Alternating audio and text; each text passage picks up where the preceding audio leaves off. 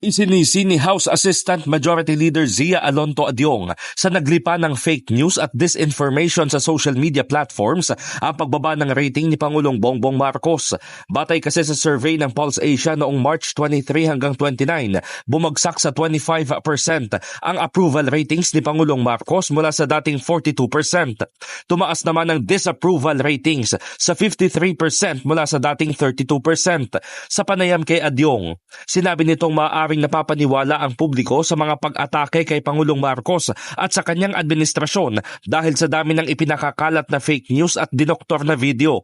Naniniwala si Adyong na umiiral na rin ang culture of impunity sa online platforms.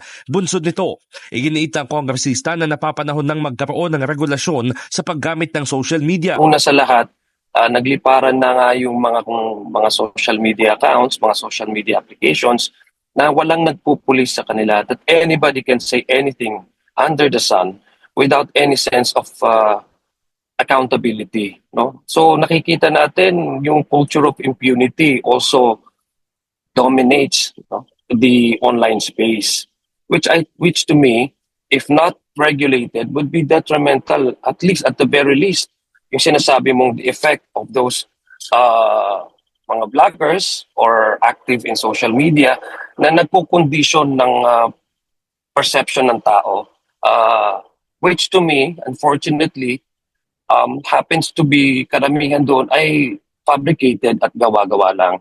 Bukod sa ratings ng Pangulo, apektado rin umano ang integridad ng tanggapan dahil sa mga lumalabas na fake news. I think that's the sad reality of it all. No? Even hindi lang yung personality behind the office, but the integrity of the office in itself ang nawawalan or inaatake ng mga partisano ng mga social media, active social media users. Nauna rito, sinabi ng Malacanang na maididikit sa ipinupukol na maling impormasyon sa social media ang pagbagsak ng ratings ni Marcos. In the heart of changing lives, ako si Brigada Haji Caaminio ng 105.1 Brigada News FM Manila, The Music and News Authority.